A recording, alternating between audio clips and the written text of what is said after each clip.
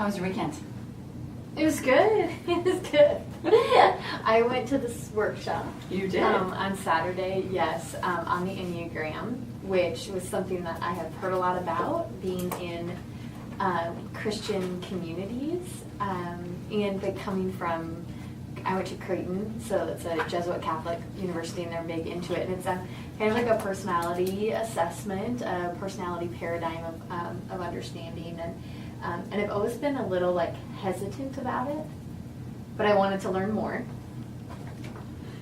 And so I decided to sign up for it. I have a friend that works for the organization that was putting it on, and so I was like, okay, I'm just going to go. So I bought the book of the guy who was doing it and read that ahead of time. Was that a requirement? No. I guess some people do that in their life. They just learn before the learning. Well, yeah, I wanted to get some context.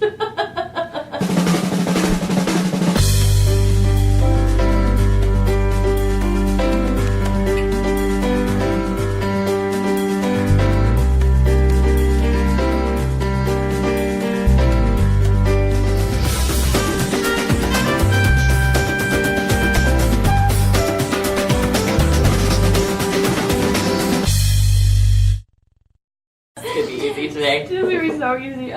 Wanted to get some context, stepping into into the workshop, just because I feel like I have very little understanding of this paradigm of personality, and so I wanted to have this just because I feel like I know strengths so well. I'm well enough versed in Myers-Briggs, things like that, Mm-hmm. and so. But I have very little understanding beyond what my own type is. So it's like a 9 type personality, and it's created. They said it is rooted in kind of ancient spiritual practice. But I am very hesitant about putting that label on it because there's not a lot of history of it beyond it really started resurfacing in the 70s and 80s. And so, yeah, I just kind of learned about it, but it's been something that kind of just came along at the right time, just kind of in my life, because I've really been processing some of my deeper blind spots, my deeper patterns that are ingrained into how I do things in order to grow, in order to become a better version of myself. And so the thing that I was hesitant about when I was first introduced to the Enneagram is it's so insanely negative. It's very negative. And it tells you you at your most extreme negative. And so even as you kind of are looking through the results, no matter, there's not one test to take, but as you're looking through it, it kind of tells you at your best, which is not possible as a human to get to that point, but also at your worst. And my worst of my type is you are a sociopath. And so I'm I was okay, Well, it's the shadow side. Yep. It's the shadow side work, which I always think that our commonalities are amazing, and the cosmic timing of things, you just can't make it up. But I've been doing some similar work recently in shadow side, based on what I remember from intro psych. Nice. Really, this is all Carl Jung's. It's so I'm getting my old intro psych book out, which is from 1990. I'm really excited about just kind of revisiting and thinking about, I think because, and I've been writing about this a couple times on my my personal blog, when you get real with yourself and you pause in the present, you have to address some of your darker pieces. And with the strengths language and with growth mindset and everything that I teach and train to, it doesn't come naturally for me to look at the difficult. First of all, that I love. This came from Anastasia Company here in Omaha. Nice. So this was from the little craft fair that I went to at the waiting room. Yep. And I love this. And I have, since I started really kind of looking at some of the shadow side stuff, this has been my notebook. Oh, okay. So same here. I actually just started this last week, but that's when I've really been starting to get into this. But this is from the afternoon.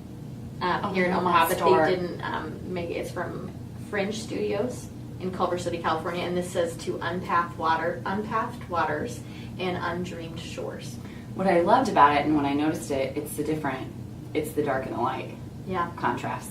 Yeah. It's interesting. But as I've been thinking kind of about this, and it's so interesting that kind of synchronicity with us both going through this process at the same time, I've been thinking a lot about strengths and how it's hard sometimes with strengths because all of the language is so positive that if you don't really intentionally choose to dig into it, you can live here with strengths. You can live very much on the surface level. You can live very much of this is what is good and right about me, which is so true. But it can sometimes lead too much focus on the 2-sentence definitions of strengths, and even the paragraph definition of strengths can lead to a lack of understanding of the blind spots of strengths, because every single one of these strengths has blind spots, and has tendencies, has Gallup calls that basement of this strength.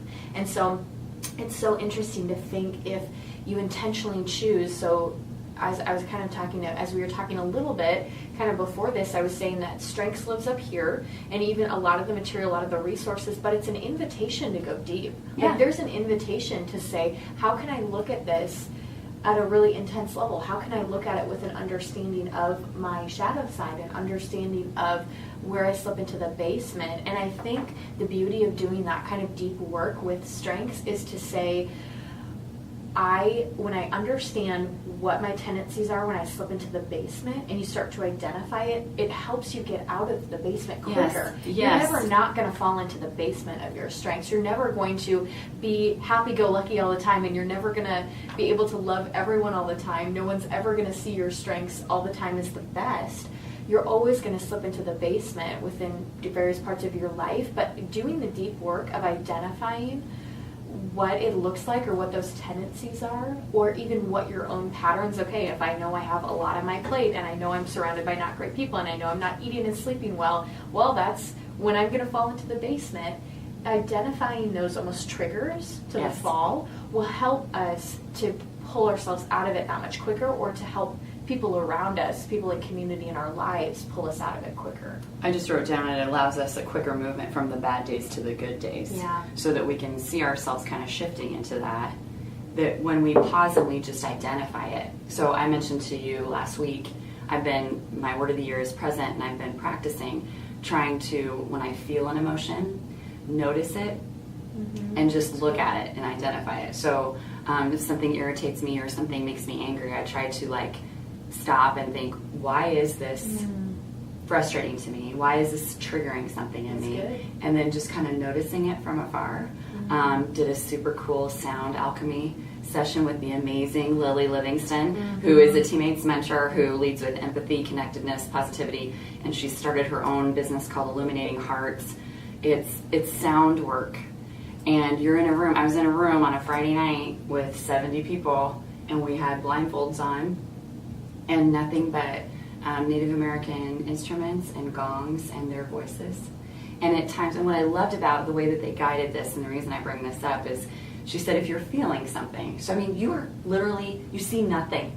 Yeah. And it's really loud gongs and a conch. I think that's what Okay, yeah. And she said, if you feel fear or anger and you clench up, it's okay, move in it. Clench up. And if you need to clench up even more, but then release it. Notice it. Instead of fighting it like, oh, no, I cannot feel fear. Yes. Just be in it. And then, I just got goosebumps talking about it. It was awesome. And, something, every month I'm trying to do something to push myself out of my zone, practice the word. This month I'm going to try they're called salt baths. But they're not a bath. They're just intense amount of Epsom salt, and I'm a big believer in Epsom salt. So each month I'm trying to do something. And so I just happened to be in a position where I could go to this session at Omaha Power Yoga. And it was so good because it just tied in. My weekend, I did 2 things that were hilarious. One, I ran a 5K in 18-degree weather. I mostly had frozen sun on my face, and someone wanted to take a photo and put it on Metro Magazine. And what? Yes. I got up in the morning, I'm like, I'm going to look terrible. It doesn't matter. There's going to be 10 runners maybe. I'm going to be so cold. I'm not putting any makeup on. Didn't even do my eyebrows or anything. Not doing this. I'm just going out. I get there, and I'm in photos. I come back, snot dragged to my face, walk into the elementary school, and who do I see but Jerlene? And we had what I like to call, Mike refers to it as the high V moment, when Jerlene and I have seen each other unexpectedly. Yeah. It's just so many different, elevation you of can imagine. Like, you need earplugs if you're in he always says, I could be 7 rows over and hear you too. Yeah. So I saw her when I came in, and I'm sure people were like, why is this gosh. really nice lady who's this speaker hugging this person with frozen snot on their face? Anyway, Jerlene did a wonderful job talking about as a mentor, because she's a mentor, where I'm a mentor. And she said runners are naturally already predispositioned to be mentors, because she was talking about, you all just went and did this on purpose today in 18-degree weather. You ran 5K. She talked about how we're just born to do it. And it was a great, I won't give it all away because it was a beautiful speech, but it was just how we're naturally predispositioned. And she talks about just the impact that her mentee has had on her life. It was really cool. I did that, and then yesterday went roller skating with my family. Wow. And my knees today need Epsom and a lot of things, but we had so much fun. Lauren and Sean and I were the ones that skated the most. I could not believe it. Sean kept going, and we just did it. But my highlight, no injuries either. Either the run or roller skating. That is so surprising. I didn't even trip. You know that meme where there's that kid that's like, Yep. you know? Yes. Yep. They had that on the wall at the roller rink. Went roller skating, didn't fall once. And I kept going, that's me today. I love that declaration. But I was thinking about how being present means so, it's totally spanning the gamut for me this year. Mm-hmm. And some of that work is in some challenging, difficult stuff. But some of that also is just being absolutely 100% in joy. Mm-hmm. And I think I can find joy more often now because I'm able to identify when I'm kind of slipping into those basement moments. Yeah. And I think I'm enjoying the light. Yeah. I mean, yesterday was just absolutely so much fun and lots of laughs. And I am 43 and roller skating. Got a pretty good video, except my brother, I think, calls me a moron at the end, so I don't know if I should share that with anybody. Okay, so I want to know, as you have said, like you're able to identify easier kind of when you slip into those basement moments. How did you come to an understanding of identifying those? How have you understood your strengths, or what were maybe some practical things that you did in order to identify when you slip into that? I think the work that I'm doing to prep for the Purpose Academy, that everybody who told me read this, you were absolutely accurate. It was very difficult for me. I'll probably even struggle to talk about it. I do not like to think about difficult things. And to read this book, It's Man's Search for Meaning by Viktor Frankl. to read this and to think about, and this is my empathy, to think about being, to think about what they went through is almost unbearable for me. So I would read a little bit and then I'd have to put it down, and I just couldn't handle it. And it took me a long time, and I'm still just now getting into the logotherapy piece, but how they found joy. And I loved what he spoke about in suffering. And you can have everything taken from you except for what you feel and what your visions are, of your past memories or memories of the future. And so I thought about that a lot. Yeah. Because, and then how some people continue to suffer even after they were released. And just about that finding joy in moments. I mean, he was a remarkable man. I mean, just incredibly brilliant in so many ways. But, reading about how they put together, musicals and singing performances and, ways that they tried to find joy in the worst, the absolute worst of conditions. That kind of started it. Plus, I've been doing A lot of just great personal work. The Simple Abundance book that I read, that timing on shadow side was all right in there. Reading a little bit more, Debbie Ford has an awesome book about the shadow side. Just a great reminder that if you don't tap into that, the light can't get in. I mean, you have to really be able to see and identify that. So I don't think I had any idea that when I chose present as my word of the year, that it was going to be difficult. Like, my 2018 has been rough so far.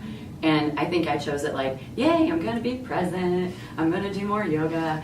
And then it's been like, oh, no, you have to be present in yucky stuff and some challenging stuff. So you're just going to have to be in that. Yeah.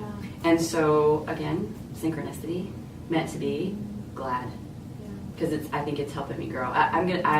My guess is I'm going to look back at 2018 and see this as a great year of growth. Yeah. Personal growth. But I'm kind of staying close here. And a couple of my closest friends have said, you're quiet. What's going on with that? And when I'm able, and when they push a little bit, I'm able to talk a little bit about some of this work, and they're like, me too. Yeah.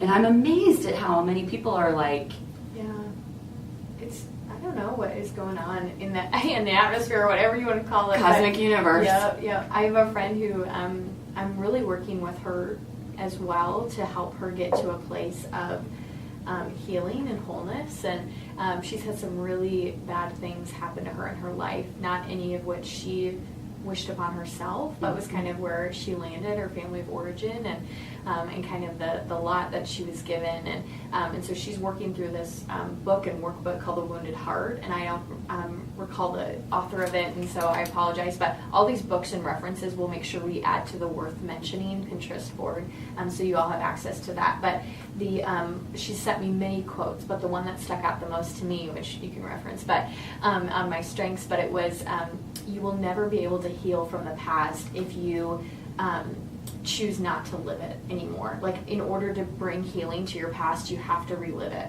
You have to go through it again. And I think that is so good as I think about identifying our shadow sides or identifying our basements. I think our tendency as humans is to move away from pain. And so when we have a bad day, we have a day that just sucks, all we want to do is forget about it. Yes. But I think that you can't come to a full understanding of your basements, of your shadow side, unless you choose to relive it, choose to examine those days, even if it's like, okay, all I want to do is go to sleep, all I want to do is move on, all I want to do is wish for a better day. When I take a look and say, what made that day so bad? What made that moment so hard?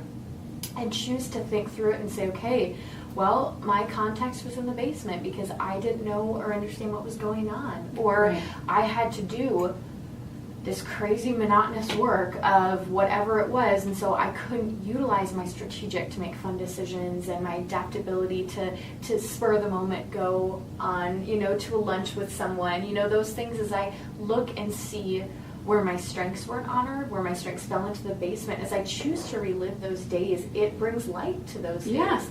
I have a greater understanding of why that happened, but also what then my tendencies are, those negative tendencies when I slip into the basement, when I slip into the dark side or the shadow side of my personality. Right. And so that's where I just want to challenge us as we lean into being present. And I don't know if I've talked a whole lot. My word for the year is learning to wait well. So spending the time, which is just so funny with all this work. So it's about waiting well, and this whole idea, and I've shared with some people, I have a very strong faith of and I'm kind of in a younger part of my life, and so I don't feel like I'm necessarily where I'm going to land. And we talked a lot last time of what does that even mean, where you're going to be or who you're going to be. But this idea of in the in-between times, there are times for growth and for pruning and for becoming better versions of ourselves. And so I'm utilizing whatever that means of waiting well, like choosing not to numb while I wait or not to pass the time, such as easy expression. We say, oh, how am I going to pass this hour? How am I going to pass this time? Choosing to utilize that time in order to wait well. And one of the big things that I did in my life, I don't know if I've talked about it with this group, but I got rid of my TV. And I canceled my Netflix subscription. I canceled my Hulu subscription. I'm a huge fan of this. I got rid, and so when I come home at night, because I would have such a tendency, and I have pretty busy days, so it might be 8 or 9 o'clock till I get home most days, I would just numb. I'd be like, oh my gosh, I just need to relax. And so I'd watch 30 minutes of a TV show, which isn't innately bad in and of itself, but I wasn't leaning in. You know, I wasn't present. I wasn't taking a moment to think back through the day. And so I've chosen to read. I think I've read 5 books in the last month because I'm utilizing my time better, and I'm learning and I'm digging in to what is going on in my life instead of disengaging. Like, I'm choosing to lean into it. I love that. And I hope my kids watch this. I know they don't, but I could say all kinds of things, Lauren and Sean. When they were little, Monday through Thursday, for sure, there were no screens. Because we had too much going on. We had basketball practice and we had piano practice, and I mean, they were just so busy, they had homework. And so we just made this rule, no screens. And that applied to the parents too. Mm-hmm. And I remember and we had this great conversation yesterday about I was listening to NPR on the way to pick them up, and they get in the car, and within 30 seconds I'm like, what do you guys think about this? And Sean's like, I can't get out of the car. But there's some research that has come out about the way that we raise our kids, boys and girls, in regarding how they see themselves. Yeah. So I was asking them questions, and I said, you know, what do you guys think? What do you guys think about this? What do you think about this? And Sean goes, I think that we're weird. He goes, I think that you are an absolute outlier. And I was like, tell me more. And he goes, do you know what outlier means? And I said, yes, Sean. So the word I was trying to find was anomaly, and I couldn't think of it. Okay. So this morning I texted both kids saying, the word I was trying to think of was anomaly. I think we parented them very differently, because I was like, we just don't need this distraction. It's too much distraction for you, little one. So we'll participate in it too. Well, I don't like screens. I watch very, very little TV. We got a landline. Mike and I got a landline because I want the phone out of the bedroom. Yeah. Completely. I don't want that blue light in there anymore. And so I said we need a landline so that we get emergency calls. Yeah. And That's so I good. text both kids, by the way, I got a landline, and Oh no. you are again an outlier. And I said, here's the number. Otherwise it interrupts my sleep. Yeah. I know that. And sleep's very important to me. Oh my goodness. So I love that you're not doing TV, but what I think is hilarious is I've started to try to incorporate a little bit of TV to find a little bit of joy. Yeah. So Parks and Rec has become my hilarity joy. Yeah. Like, because but then I can turn it off. Mm-hmm. Except for a couple weekends ago on a Saturday, I watched 8 episodes until 1 o'clock in the morning. It was like when Ron Swanson has a basketball team and they do the Swanson. It was it's that season 3. Lauren goes, don't start it, Mom. Season 3 is really good. Don't start. I said, I can watch one. Like, I'll be fine. I watched like 5. And I saw how quickly I could. Yeah. Oh, just one more. Oh, yes. Just one more. Yes. Yep, and you guys, we didn't have that when I watched TV as a kid. Yeah. You watched what was on Channel 5, Channel 10, Yeah. and then maybe Channel 8 later on. Otherwise, and then it was a knobby thing that you turned. And you had to physically get up from the couch to go change it. And then we got a satellite. And most of the time, I mean, there were maybe, I think we had 10 channels and we thought we were rich. And it was that huge, big satellite out in the yard, you know, like you could put 25 humans on now. But it's amazing to me how, at the time when TV started to become a thing, I tended to gravitate away from it. Yeah. But I think it was because I could see how easily it could consume my kids. They didn't have iPads. They didn't have any of those things until they got older. And, you know, if you spend any time around Lauren, you'll see she's on that screen quite a bit. And I'll say, I need you to put your screens down. You know, we're in this. And we do talk, I mean, quite a bit. But I think what's interesting to me is you've said, and I'm trying now to incorporate one show. But, and we had said last time to talk about our favorite TV shows. Oh. That was kind of what we left them with. Okay. And so I will say that Parks and Rec has become, you guys are brilliant to have known this the whole time, and I'm so sorry it took me so long. And also, Amy Poehler is Jerlene. Oh my gosh, yes! When I saw Jerlene, I was like, do you watch Parks and Rec? I mean, that's my new question. Do you watch Parks and Rec? Do you know what I'm talking about? The guy on the Twilight guy who handcuffs himself. I laughed so hard throughout that. I mean, time capsule, that was hilarious. But when I was growing up, my favorite TV show was Knots Landing. Okay. Knots Landing was, have you heard Dallas? I've heard of it, yeah. Dallas was kind of like a soap opera, but it was on like a Friday night. Knots Landing was a Thursday night, 9 o'clock show, and it was basically like a soap opera. And so they had all of these characters, and they were all just full of drama, tied to one another. There were murders, all kinds of things, but not scary. But it was kind of pushing the envelope. Oh, this is hilarious to me. Knots Landing was pushing the envelope at the time. There was nothing like true crime shows. So Knots Landing and Dallas, who shot JR, was the biggest mystery of, if you look it up, it was just a huge 80s pop culture thing to figure out who shot JR. Yeah. I loved that. The Muppets. The Muppets remained my favorite show, and when that was canceled, I cried. Also, I love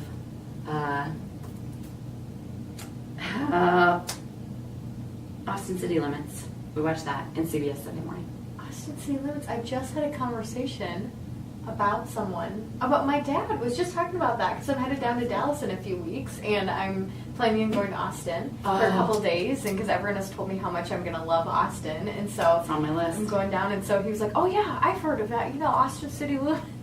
Like, Brandy Carlisle was on, or is on, coming up on Tuesday. Austin City Limits, CBS Sunday morning, Parks and Rec. But over the years, that Muppets and Knots Landing were it. Did you have a favorite show when you were a kid?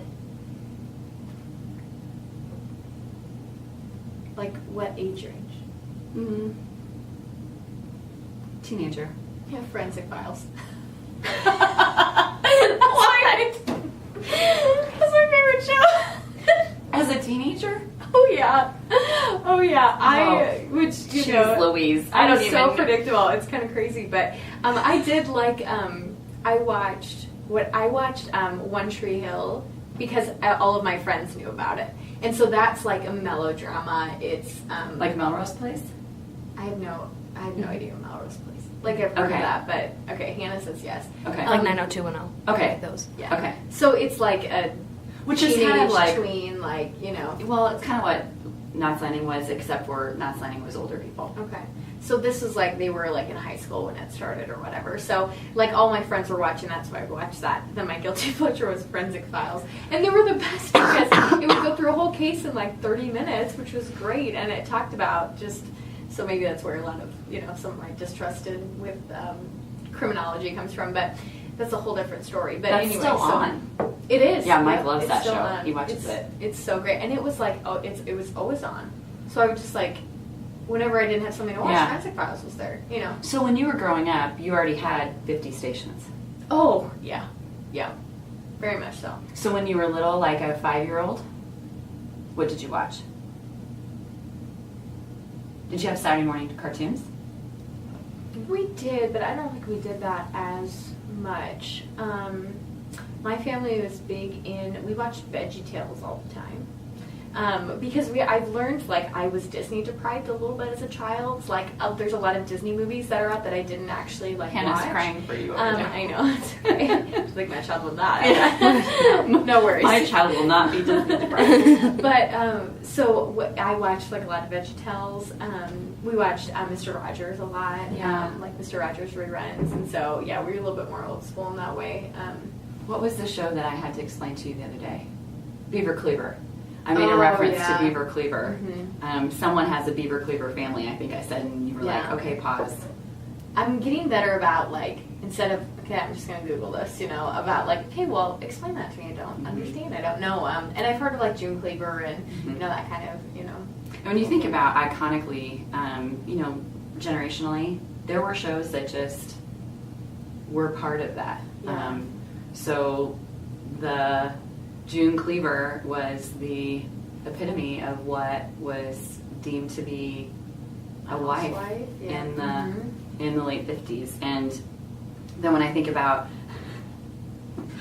Knots Landing, I'm not sure that any of us should have been seeing that as an example of what people were. But you saw hairstyles replicated, but there was a whole generation of everyone trying to replicate that look. Interesting. Mm-hmm. You'll have to find a picture of it and put it on our Abby page. Yeah. Gosh, what was her last name? I know all of the Dallas people's last name were Krebs. I don't know what the, I'll have to look it up. I know there are people who are watching that know what I'm talking about. It's just not in this room currently.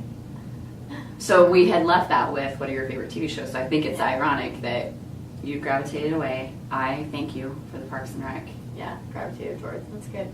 I think that it's good to be conscious of what distracts us and what do we use to numb. What do we use to disengage with the world? And I think it's really like, sometimes, it's good to do that. It's good to enter into that. But oftentimes we need to be really careful about that boundary. And I think, I think it would be great for everyone to kind of do a self-assessment of where, what are your coping mechanisms for life? What do you use to kind of get through day to day? And where might you be overextending those boundaries? So where might you need to cut back? Mm-hmm. And then as you're doing that, I would just kind of love to challenge our listeners to really think about what was your last really bad day, and to kind of relive that and to think, why was it so bad? What happened? What events occurred? What emotions came up? Was it, what made it so bad? And to kind of help us to start to identify our basement tendencies. Yeah. I don't think it's something that we can look at the definitions and because, I know my context and I can think about it in a good way, this is all the bad things, so I just flip it and that's all the basement. Right. It isn't. That's not the case. It takes some digging. It takes time. It takes really being conscious and aware of our strengths in order to get to the basement. And reflection side of it. I think the balcony basement exercise that I said I would send out last time and I didn't, which I will this time, it helps. It helps identify that, but it does take time and it does take reflection. When I think about, part of the reason we got a landline, one of my coping mechanisms is when I can't sleep, it's Pinterest. My input cannot shut that off. So it's not a healthy numbing because it's like now I have 50 ideas for the bench that I want Mike to build on our patio. Yeah. And he's like, okay, it was 2 in the morning.